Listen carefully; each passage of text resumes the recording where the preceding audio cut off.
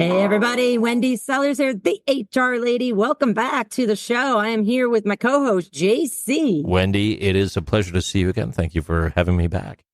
Yeah, absolutely. We are here today to talk about what I think is an amazing subject. And we're going to be talking about creating more inclusive and equitable workplaces and societies.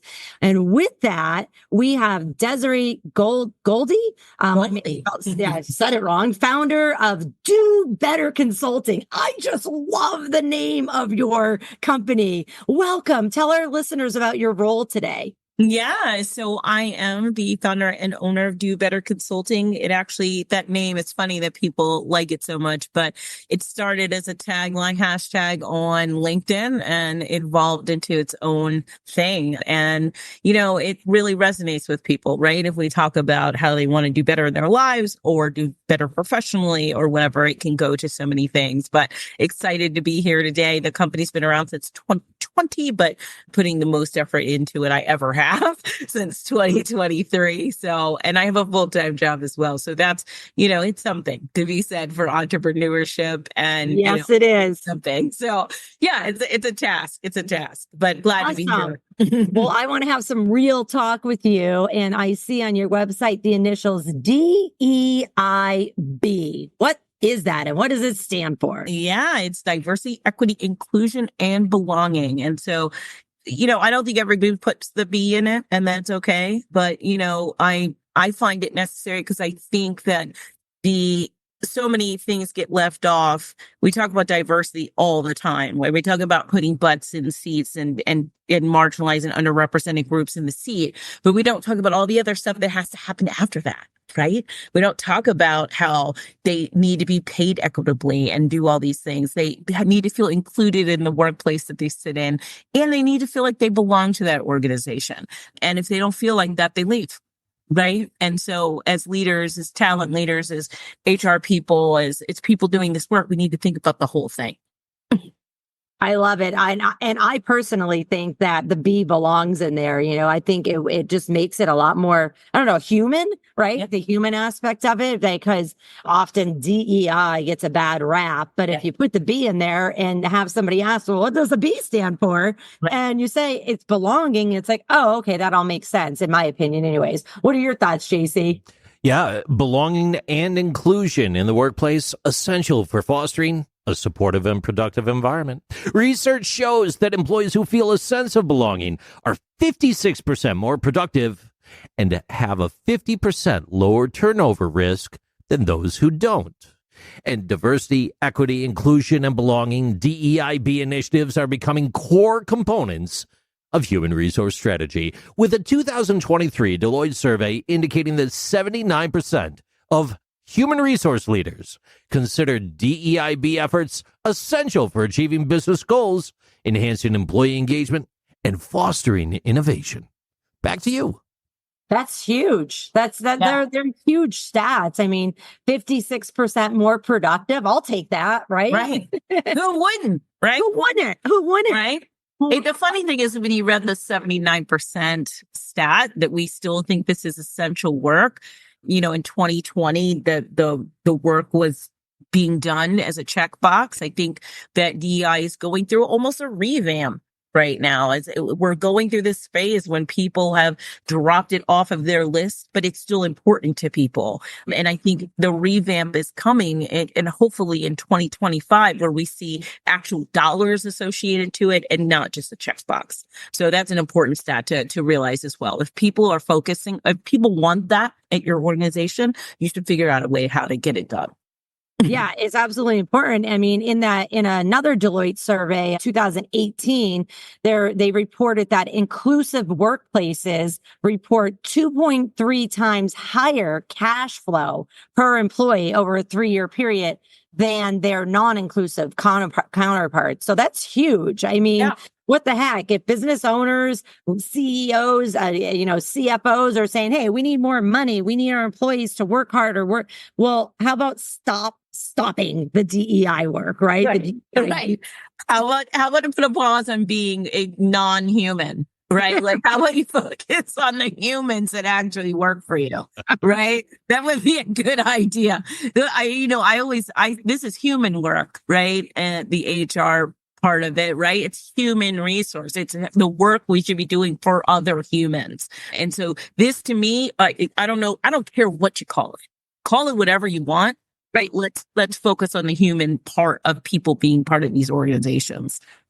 Yeah. And you know what? Speaking of calling it, so maybe we do need to call it something else so that the people that are, I don't know, whatever reason, offended by DEIB or just don't like that terminology, or they're trying to get around their executives who don't like that terminology, then maybe we create some secret codes and we use something else. But the bottom line is, in my opinion, when we're showing the executives stats and saying, here, the proof is here, make sure, for the folks that are listening, make sure you look up stats that are in your industry, because they don't want to know about the construction stats if you're in the healthcare industry. JC, what you got there? Yeah, when you're talking about the branding and the naming, and we're talking about just this topic in general today, until speaking with you, Ms. Desiree, I've never seen the B included within this acronym. I really haven't.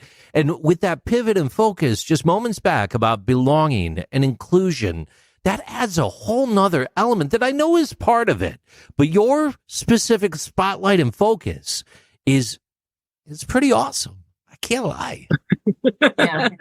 Thank you so much. Well, I don't know how you get this work done unless you don't have the I and the B and the E, right? Yeah.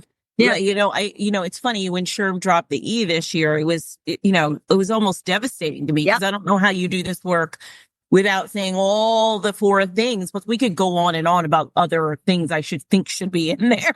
But I do think that equity is a primary part of it. And I do think inclusion and belonging are so vital to an organization. Listen, Gen Z is tired already of corporate world, right? They're like, I'm not putting up with you people unless you make me feel like I belong and that my voice is heard and that I could be my authentic self. So I'm sorry, I'm a Gen Xer. I just had my birthday yesterday. I'm turned 50, but I'm going to tell you, like, I put up. I'm going on a cruise this week for my birthday, Scorpio sister.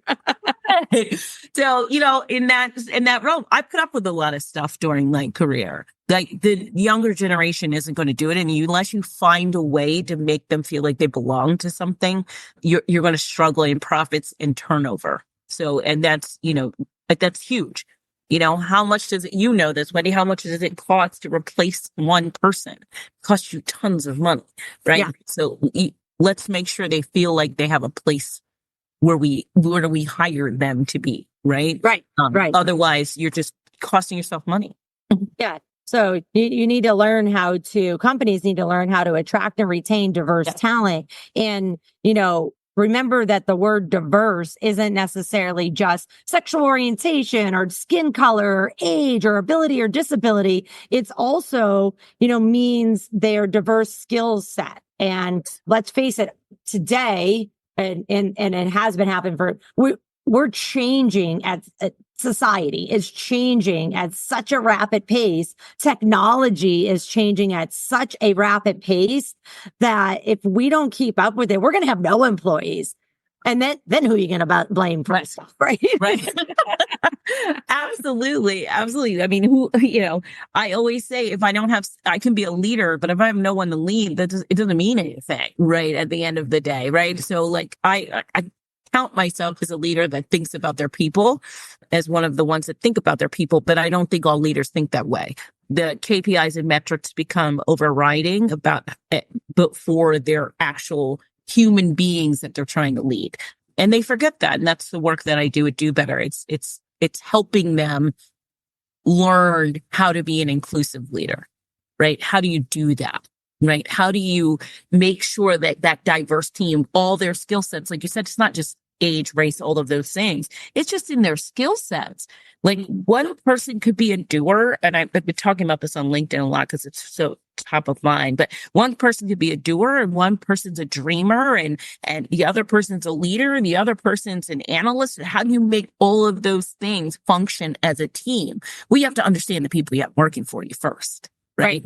Absolutely. And if you don't know them as humans, how do you move forward? If all you saw was their resume and you hired them through a probably hour interview that you have with them, you need to learn the person and how they work and how they get things done in order to make a cohesive team. Right. That's also helping build that psychological safety we hear about so much as well, right?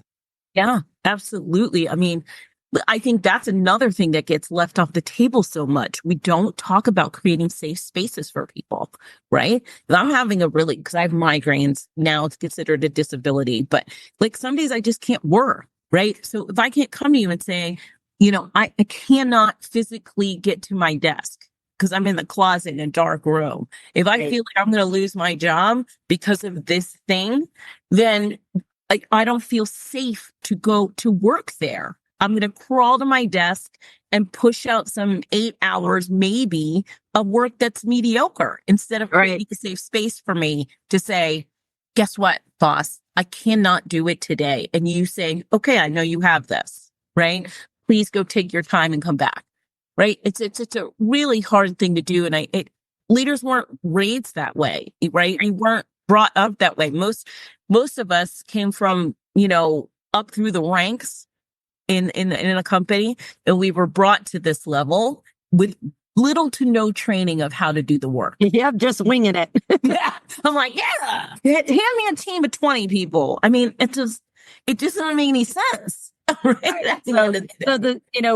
Our leaders today, our managers today, our supervisors, our team leads, our project managers, even, they need training on how to communicate with different people. And that's it. It's just about that people are different. Even if you don't want to use the word diverse, that people are different. They have different personality styles, different ages, different educational levels, different skills. And so people are different. You need to get to know every single one of your people that you work with, if you report to them or they report to you, so that you could change your terminology. Yeah. I want to switch gears here a little bit and talk about maybe some examples, tactical, DEIB in the workplace, like maybe gender neutral restrooms. Yeah.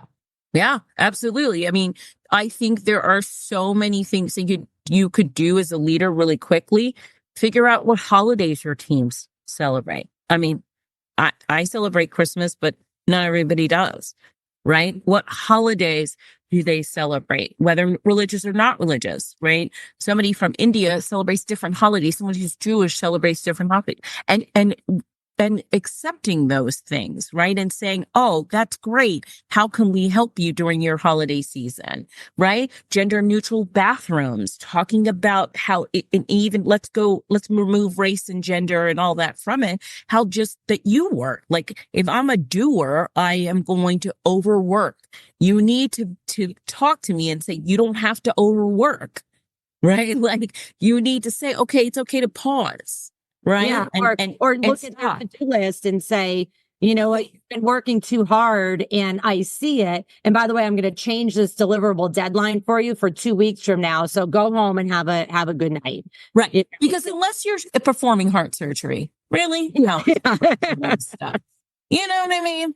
Like, yeah. But I don't get that stupid thing across the finish line today. Is it really going to matter? I don't know, unless it's a product launch maybe or something. But seriously, the work we all do to promote this society that we call capitalism right now, some of the work just isn't that important. So if you give people the breath and space to be themselves and feel safe to be themselves, I promise it results in good things.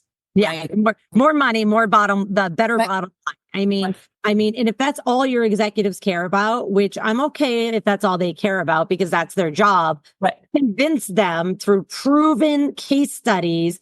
And you could also do things like, hey, we're just going to test this out for the summer. Yep. And then after that summer, you look like, oh, wow, we did do better. Okay, now go for it. So sometimes you have to trick the executives of saying, hey, it's just a little time period we're doing it. I always say this too, like CFOs are your worst enemy to this work. Right. Because they all they care about is the KPI and the metric. So try something out with your team and then prove to the CFO that you've seen results in data. Data is your friend here to top level executives. I use data every day to prove the case, and I think everybody should do the same. But I want to go back real quick to you mentioned about celebrating like diverse holidays and traditions and stuff. Folks, if you are going to have a Christmas party, make sure you're cognizant of the fact that not everybody celebrates that. And then some religions, they're not even allowed to go to a party, any type of party ever, including their own birthday. They're not allowed to celebrate. So if you're forcing people to go there to show face or get a award and they have to only get it at that Christmas party, you're slapping yourself in the face big time. And that's going to go all over the internet, by the way. It's the worst, right? Or it's like the happy hour. I have leaders come to me, well, I have happy hours. Well, what does that even mean? You know what I mean? Does that mean that everybody's supposed to drink with you, or that well, some people aren't sober for a lot. Like, the things that we think create inclusion most times are working against us, right? Those things we consider work things are actually the opposite of inclusion and belonging. Happy hours, Christmas parties, forced socialization for introverts. It's the opposite of what you think it's doing. Right? Right? I don't want to hang out with you people after I've been with you for, 60 hours. I'm sorry. Too funny. Hey, according to a Gartner survey in 2022, 45% of organizations reported improvements in internal mobility and a 30% reduction in turnover due to effective DEIB strategies. Thoughts? My thoughts are that, just again, focusing on the whole thing, all four letters, diversity, equity, inclusion, and belonging. That belonging is very important. Belonging in the workplace goes beyond simply being part of a team. It means employees feeling genuinely accepted, respected, and integral to the organization. And let's face it, if they're not integral, why are they there? Right. When people feel that they belong, they're more likely to engage fully, take initiative, and collaborate with their coworkers. Yeah, for me, all of this is so true. And I encourage people who don't understand the B and the I enough to focus on that. We can talk about diversity all day. We can make it a checkbox, but I'm going to tell you that I and B for your current team is so important. If you don't know how to lead them with a feeling of inclusion and belonging, then you need to, that's right, reach out to me or someone else who can help you get there.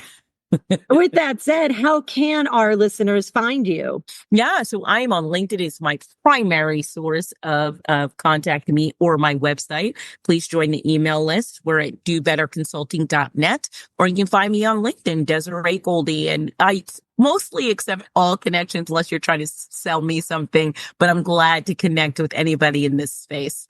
Thank you so much, Wendy, for having me. Yeah, thank you. This has been incredibly engaging and very important. And I just want everybody to know, as the HR lady, I'm always looking for feedback on the program. So let me know what you want to hear about, and we will get more experts in. And if you're interested in being a guest on a future episode or series, just let me know. You can shoot me an email, wendy@thehrlady.com. We hope this information has been helpful. Thanks for joining us. Take care.